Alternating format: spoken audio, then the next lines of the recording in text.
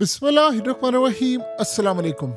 मोदी के पास अब चंद हफ्ते बाकी हैं। ये ज्यादा देर तक अब इक्तदार में रह नहीं सकता। इस शख्स ने दुनिया की तमाम बड़ी ताकतों से लड़ाई मोल ले ली है।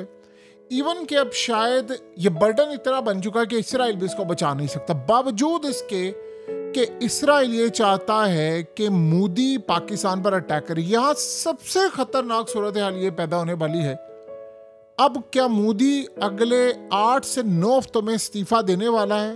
और क्या उस इस्तीफे को बचाने के लिए जिस तरह नेतन्याहू ने गजा में जंग छेड़ी है और आज तक छेड़ी हुई है, अब ये पाकिस्तान में जंग छेड़ने वाला है और ये जंग ना खत्म होने वाली, क्योंकि दौराने जंग ये नहीं जाएगा, ना रिजाइन करेगा, ना कोई और सूरत हाल होगी। मामला जरा आप समझ ले होने क्या जा रहा है। ये जो शख्स आपकी स्क्रीन पर आ रहा है, इसका नाम है पवन खेड़ा। पवन खेड़ा कांग्रेस की जो पार्टी है उसके तर्जुमान।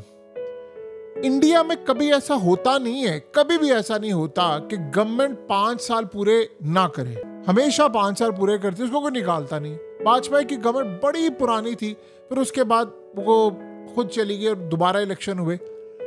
यहां हमेशा याद रखिए, जो आया उसने अपना टेन्योर ऑलमोस्ट सबने पूरा किया है। और यहाँ पर कभी भी ऑपोजिशन ये नहीं कहती कि जी हम फलाने को निकालें। पवन खेड़ा इंडियन कांग्रेस का तर्जुमान है। उसने कहा है कि सबको पता है पर्दे के पीछे क्या हो रहा है। सुनिए जरा उसके अल्फाज, कभी भी ऑपोजिशन ऐसे नहीं कहती। उसने कहा सबको पता है पर्दे के पीछे क्या हो रहा है। चंद्रबाबू नायडू, आपको पता है ये चंद्रबाबू नायडू और नीतीश कुमार, ये 2 इत्तेहादियां मोदी के, ये धड़म से गए, कुर्सी गई, खेल खत्म। आप सोचे वो क्या कहता है? वो कहता है चंद्रबाबू नायडू और इसके साथ नीतीश कुमार, कहता है सबको पता है पर्दे के पीछे क्या हो रहा है और इनके साथ क्या होने वाला है।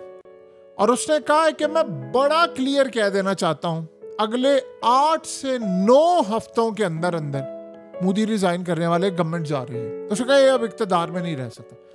उसे कहा हो क्या रहा है, क्या हो रहा है, ये सबको पता है, हम यह बता नहीं सकते।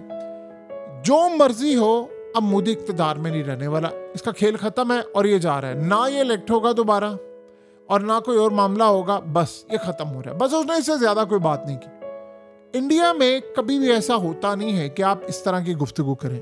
आप सोचे मोदी ने किया क्या?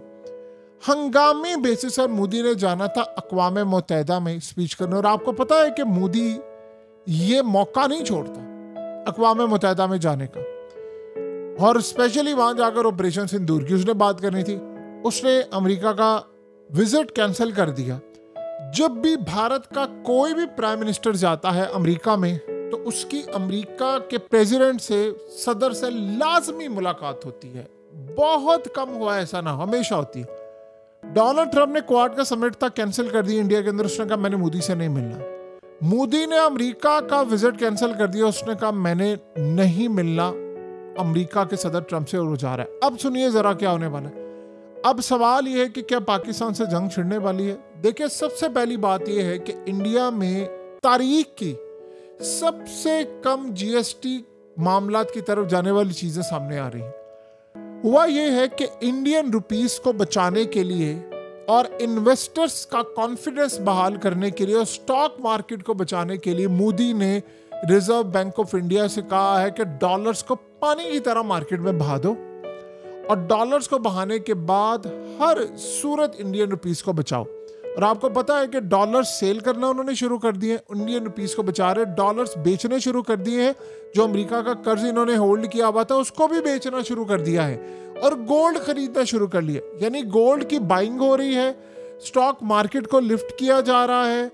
प्रेशर इस वक्त आयद हो चुका है कि हमने क्या करना है। ये सारे का सारा मामला आप सबके सामने है। ये तो हो रहा है एक सिनेरियो। जो अगला सिनेरियो हो रहा है वो उससे ज्यादा खतरनाक है। ये तो सारे का सारा मामला चले हो गया, लेकिन जो अगला सिनेरियो हो रहा है वो बहुत ज्यादा खतरनाक है। उसमें हो ये रहा है कि वो अमेरिका के खिलाफ, अमेरिकी डॉलर के खिलाफ एक बहुत बड़ा महाज खोल रहा है पूरी दुनिया के अंदर। तो स्टॉक मार्केट तो गिराने का जो मंसूबा है अमेरिका का, उसको नाकाम बनाने के लिए वो काम कर रहा है, लेकिन वो जो करेंसी का मामला है उसमें अमेरिकी डॉलर को खैराबाद कह रहा है। अब सवाल ये है कि ट्रंप या इंटरनेशनल ताकतें इसको छोड़ेंगी नहीं।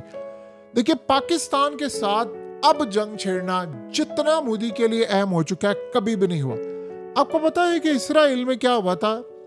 ये गजा की जंग छिड़ने से पहले नेतन्याहू को कोर्ट ने तलब किया हुआ था और वो ऑलमोस्ट उसके इत्तेहादी छोड़ने वाले थे उसको, ऑलमोस्ट, और वो रिजाइन करने वाला था। और उसने जो इस पर रिश्वत का केस है वो इतना स्ट्रांग है, इतना स्ट्रांग है कि उसके बाद अदालत ने उसको बुलाया, 1-2 हेयरिंग हो रही थी और उसके बाद फैसला हो जाना था। हुआ क्या, 7 अक्टूबर हो जाता है और गजा की जंग छिड़ जाती है। उसके बाद जो बमबारी हुई है, जो तबाही हुई है, उसको कोर्ट ने बुलाया और उसको रिजाइन करवाना था, सब कुछ होना था। उसने कहा जी हालत जंग में है, मैं नहीं आ सकता। जब कोर्ट बनवाने लगती वो एक नामालूम जगह पर चला जाता, कहता जी मुझे सिक्योरिटी खतरा है, उसके बाद हमले, जंग, ये वो। वहां पर मीडिया ने, उनके सियासतदानों ने, सब ने ये बात कही कि नहीं, वो कहता है कि जानबूझकर जंग छेड़े क्योंकि ये इंश्योरेंस पॉलिसी है उसकी। जिस दिन उसने जंग बंद की उसी दिन कोर्ट में बुलाया जाएगा और उसके खिलाफ फैसला, और ये नाअहल हो जाएगा परमानेंटली। अब उस चक्कर में उस बंदे ने इतनी जंग छेड़ी, इतनी जंग छेड़ी, कभी ईरान की जंग छेड़ दी, फिर हिजबुल्लाह के खिलाफ छेड़ दी, हसन नसरुल्लाह को मार दिया, फिर उसके बाद हमास के खिलाफ जंग छेड़ दी, फिर शाम के अंदर भी उसने अटैक शुरू किए, और अभी भी गजा की जंग को लगा हुआ है, लगा हुआ है, लगा हुआ है, करते जा रहे हैं, करते जा रहे हैं। ये करते करते मामला वो एंड तक ले गए। अब जरा सिनेरियो समझिए क्या है। अब यहाँ जो सीन हो रहा है वो बहुत ही ज्यादा खतरनाक है, मोदी वाला। मोदी के पास जैसे ये है कि इंडिया के अंदर कभी भी नहीं कहा जाता, हमेशा 5 साल का वेट किया जाता है। वो कह रहे हैं जी ये जा रहे हैं, और ये अब नहीं, कांग्रेस वालों ने सब ने कहना शुरू कर दी, क्योंकि देखिए रिजीम चेंज अब इंडिया में होगा और इंटरनेशनल ताकतें मोदी को गवारा नहीं कर सकती। स्पेशली वो कह रही हैं कि अभी हमारे हाथ से निकल चुका है। अब ये सारे जब कह रहे हैं कि वो जाएगा, तो 2 सिनेरियो यहाँ पर बनते हुए नजर आएंगे। अमेरिका को इंटरेस्टेड पार्टी नजर नहीं आती कि इंडिया पाकिस्तान के खिलाफ लड़ाई करे। अमेरिका बल्कि चाहता भी नहीं है, ट्रम्प चाहता भी नहीं, ये भी बात आप ज़हन में रखिएगा। ट्रम्प इसलिए नहीं चाहता क्योंकि उसने सुलह करवाई थी, उसकी बेइज्जती होगी कि तुमने तो करवाई थी, तुमने जंग बंद करवाई थी, तो इन्हें दोबारा लड़ाई कर दी।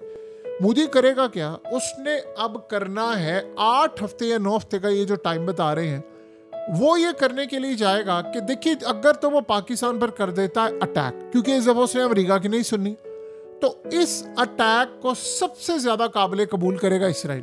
अब मोदी पर आएगा प्रेशर बहुत ज्यादा कि तुमने जाना है, जाना है। आपको पता है कि अमेरिका और Israel good cop bad cop कैसे खेलते हैं। एक तरफ अमेरिका प्रेशर डालेगा अपोजिशन को, चंद्रबाबू नायडू को और इसके नीतीश कुमार के, सबको कि आप इत्तेहादी हैं तो चले आप मोदी की गवर्नमेंट से अलग हो। दूसरी जानिब इसराइल आएगा उसके पास और कहेगा देखो अब तुम्हें कोई नहीं बचा सकता, हाँ तुम्हें एक ही सूरत है जो तुम बच सकते हो और वो मैं तुम्हें सिर्फ बचा सकता हूँ, इसके अलावा मैं तुम्हें नहीं बचा सकता। और वो क्या सूरत हाल है? वो कहेगा अगर तुम पाकिस्तान के खिलाफ जंग छेड़ देते हो और ये लंबी जंग है और बड़ी तबाहकुन जंग है, तो इस जंग में एक तो तुमने ऑपरेशन सिंदूर रिज्यूम करना था, वो कर लो।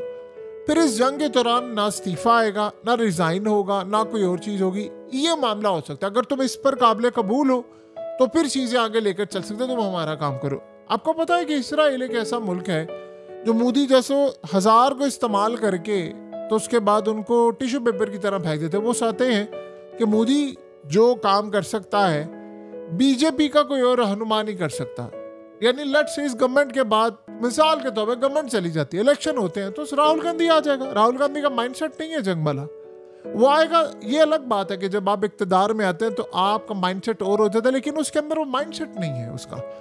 और बीजेपी वाले समझते हैं कि इससे बेहतर मौका नहीं मिलेगा, हमने काम भी करना है, आवाम भी साथ है, तो हम एक जंग छेड़ देते हैं। और ट्रम्प से बदला भी लेना फिर मोदी ने, तो वो जंग छेड़ देगा कि भाई आपको पता है वो ट्रम्प इस वक्त पाकिस्तान के साथ है, तो वो कह रहा है कि मैं तो जंग छेड़ दूंगा। तो इसराइल इसको कहेगा कि ठीक है तुम जंग छेड़ दो, और अगर तुम जंग छेड़ देते हो तो फिर बहुत सारे तुम्हारे भी काम हो जाएंगे, सब हो जाएगा। इस जंग के दौरान अगर तुम्हें फतह हो जाती है तो फिर अमेरिका का काम नहीं कर पाएगा। इसराइल को जंग चाहिए क्योंकि यहाँ पर वो पाकिस्तान को बिजी करेगा, फिर उसने ईरान पर अटैक करना है, उधर वो फलाना, फिर रूस पर। वो चाहता है कि ये सारे आपस में जो करेंसी शरेंसी, क्योंकि आपको पता है कि अमेरिका का वीक होना, अमेरिकी डॉलर का वीक होना इसराइल के लिए भी बड़ा नुकसानदेह। मोदी रेड लाइन क्रॉस कर रहा है इसराइल की भी, आप सोचें। क्योंकि अमेरिका अगर वीक होता है तो मजबूत कौन होगा? चाइना। कौन मजबूत होगा? रशिया। तो रशिया मजबूत होगा तो कौन मजबूत होगा? ईरान। तो जब ये सारे मजबूत होंगे तो कौन मजबूत होगा? North Korea. तो जब ये सारे मजबूत होंगे तो इसराइल के लिए तो मामला ठीक नहीं होगा। लिहाजा वो चाहेगा कि मोदी ये जंग छेड़े, इस जंग में अगले लेवल पर ये मामला लेकर जाए, तबाही हो और इतनी तबाही हो कि इस जंग को गजा की तरह जंग में बदल दिया जाए। ये इस वक्त टेबल के ऊपर सारी चीजें पड़ी हुई हैं और ये बड़ा खतरनाक सिनेरियो है। मोदी का जाना खतरनाक नहीं है, मोदी का पाकिस्तान के खिलाफ जंग करना बहुत ज्यादा खतरनाक है, क्योंकि इस दफा अमेरिका भी नहीं रोक पाएगा। उसने अमेरिका की सुनी नहीं, जिसने अमेरिका का दौरा कैंसिल कर दिया है। आप बताइए वो अमेरिका की बात सुनेगा? तो ये खतरनाक सिनेरियो आगे बन रहा है।